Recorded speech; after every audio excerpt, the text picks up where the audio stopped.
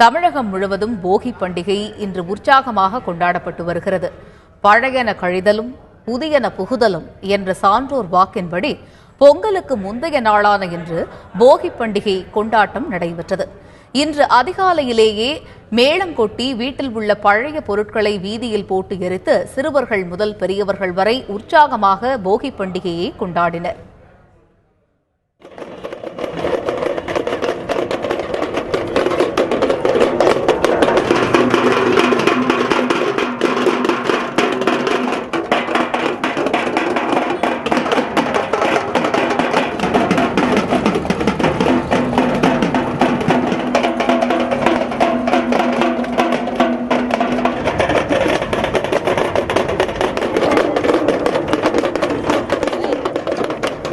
போகி பண்டிகைன்றது எல்லா பழைய பொருளாக இந்த வருஷத்தோடு எல்லாம் கடந்து போகணுன்றதுக்காக இந்த போகி பண்டிகை கொண்டாடுவாங்க. இந்த போகி பண்டிகையில் எல்லா பழைய பொருளை எல்லாத்தையும் அழிச்சிட்டு பொங்கல் விழாவை நாங்கள் சிறப்பாக கொண்டாடணும், இந்த சிறப்பான முறையில் இந்த பொங்கல் நாங்கள் வரவேற்கணும் அப்படின்றதுக்காக நாங்கள் இந்த போகி பண்டிகையை மிகச்சிறப்பாக எல்லா மக்களாக சேர்ந்து கொண்டாடி கொண்டு இருக்கிறோம். போகி கொண்டாட்டம் காரணமாக சென்னை உட்பட பல பகுதிகளில் கடும் புகை மூட்டம் காணப்பட்டது. ஏற்கனவே நிலவி வரும் கடும் பனியுடன் இந்த புகையும் சேர்ந்ததால் வாகன ஓட்டிகள் பெரும் சிரமத்துக்கு ஆளாகினர். கடந்த ஆண்டை விட இந்த ஆண்டு புகை மூட்டம் மிக அதிகமாக இருப்பதாக பொதுமக்கள் தெரிவித்தனர். வருஷம் பழைய பொருளாக போட்டு எரிக்கிறாங்க, அதனால் பனியும் அதிகமாக இருக்குது, புகையும் அதிகமாக இருக்குது, டிராஃபிக்கும் அதிகமாக இருக்குது. லைட்டு போட்டு தான் ஓட்ட வேண்டியதாக இருக்குது. 7 மணி நேரம் லைட்டு போட்டு தான் ஓட்டணும். சென்னையில் போகி பண்டிகையை மக்கள் உற்சாகமாக கொண்டாடி வருகின்றனர். இதுகுறித்து கூடுதல் தகவல்களை செய்தியாளர் ராமச்சந்திரனிடமிருந்து கேட்டு பெறலாம். ராமச்சந்திரன், வணக்கம். சென்னையில் தற்பொழுது போகி பண்டிகையை மக்கள் எவ்வாறு கொண்டாடி கொண்டு வருகிறார்கள்? அது குறித்து கூடுதல் விவரங்களை பதிவு செய்யுங்க ராமச்சந்திரன். சென்னை மாநகரில் பொதுமக்கள் இன்று அதிகாலை முதல் மிகுந்த உற்சாகத்துடன் போகி பண்டிகையை கொண்டாடி வருகின்றனர்.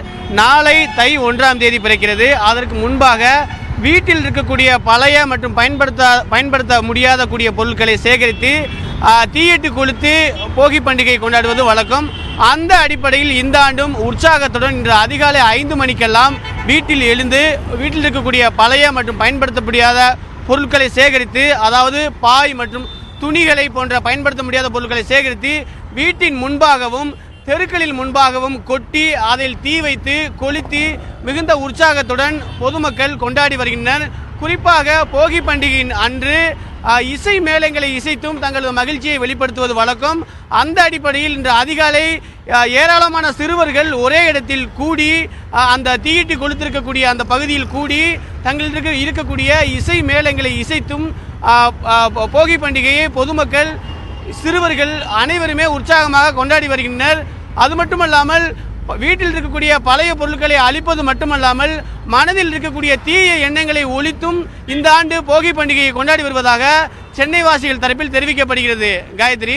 ராமச்சந்திரன், இப்ப சென்னையை பொறுத்தவரையில் போகி பண்டிகை இன்று அதிகாலை முதலே கொண்டாடப்பட்டு வருகிறது. அனைத்து பகுதிகளிலும் மக்கள் இந்த பழைய பொருட்களை எரித்து போகி பண்டிகையை கொண்டாடி வருகிறார்கள். இது பற்றி பார்த்தோம்.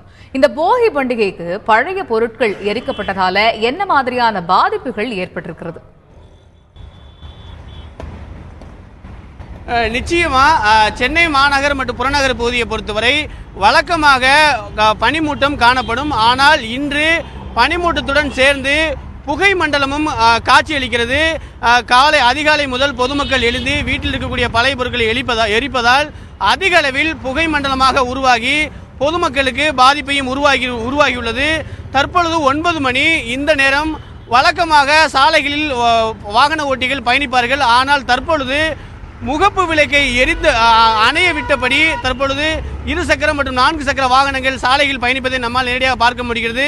அது மட்டுமல்லாமல் இன்று அதிகாலை விளையாட்டு திடல் மற்றும் மாநகராட்சி பூங்காக்கு நடைபயிற்சி மேற்கொள்பவர்களும் கடுமையாக பாதிப்புக்கு ஆளானார்கள். காரணம், அவர்களுக்கு இந்த தொடர் புகை மண்டலம் காரணமாக மூச்சு திணறலும் அது மட்டுமல்லாமல் கண் எரிச்சலும் ஏற்பட்டதாக பொதுமக்கள் தரப்பில் தெரிவிக்கப்பட்டுள்ளது. மேலும் இன்று அதிகாலை சென்னை மாநகருக்கு வரக்கூடிய ரயில் மற்றும் விமான போக்குவரத்தும் பாதிக்கப்பட்டுள்ளது.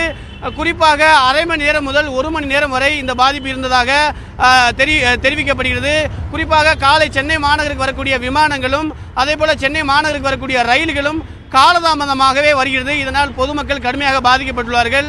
அது மட்டுமல்லாமல் சென்னையில் இருக்கக்கூடிய பொதுமக்களுக்கு ஏற்கனவே சென்னை மாசு கட்டுப்பாட்டு வாரியமும் சமூக ஆர்வலர்களும் ஒரு வேண்டுகோளை வைத்தனர். அதாவது அதிகமாக புகை தரக்கூடிய டயர் போன்ற பொருட்களை எரிக்க வேண்டாம் என்று ஏற்கனவே அறிவுறுத்தப்பட்டுள்ளார்கள். ஆகையால் அது போன்ற பொருட்களை தவிர்த்து இந்த போகி பண்டிகையை கொண்டாட வேண்டும் என்பது தமிழ்நாடு மாசு கட்டுப்பாட்டு வாரியம் மற்றும் சமூக ஆர்வலர்களின் பிரதான கோரிக்கையாகவும் உள்ளது. காயத்ரி, ராமச்சந்திரன், இப்ப நீங்க குறிப்பிட்டிருந்தீங்க இந்த புகை மூட்டம் காரணமாக ஏற்கனவே விமான நிலையத்திலும் விமானம் நேரம் தாமதமாக வந்து இறங்குகிறது அப்படிங்கிற ஒரு தகவலை முன் வச்சிருந்தீங்க. அதே போல ரயில்கள் தாமதமாக வந்திருக்கிறதுன்னு சொல்றீங்க. சென்னை புறநகர் பொறுத்த வரைக்கும் மின்சார ரயிலில் ஏதேனும் மாற்றம் ஏற்பட்டிருக்கிறதா? அந்த ரயில்கள் கால தாமதமாக வருகிறதா? அது தொடர்பான தகவல்கள் இருக்கிறதா ராமச்சந்திரன்? நிச்சயமாக சென்னை மாநகருக்கு மிக முக்கியமான பொது போக்குவரத்தாக மின்சார ரயில் இயக்கப்படுகிறது. 4 வழித்தடங்களில் இந்த போக்குவரத்தாக அந்த மின்சார ரயிலானது இயக்கப்படுகிறது.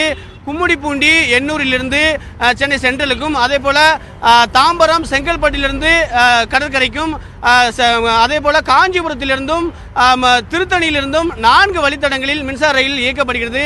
இதில் நாள் ஒன்றுக்கு பல லட்சம் பொதுமக்கள் சென்னையில் பணியாற்றக்கூடிய மற்றும் கல்வி நிறுவனங்களில் வந்து செல்வதற்காக இந்த மின்சார ரயிலை பிரதானமாக பயன்படுத்தி வருகின்றனர். இந்த பனிமூட்டம் காரணமாக காலையில் வரக்கூடிய அந்த மின்சார ரயில்களின் வருகையும் காலதாமதமாக இருக்கிறது. கிட்டத்தட்ட 15 நிமிடம் முதல் அரை மணி நேரம் வரை சென்னை மாநகருக்கு வரக்கூடிய மின்சார ரயில் சேவையும் காலதாமதமாக வருகிறது. இதனால் பணிக்கு மற்றும் பள்ளி கல்லூரிக்கு வரக்கூடிய மாணவர்களும் கடுமையாக பாதிக்கப்பட்டுள்ளார்கள்.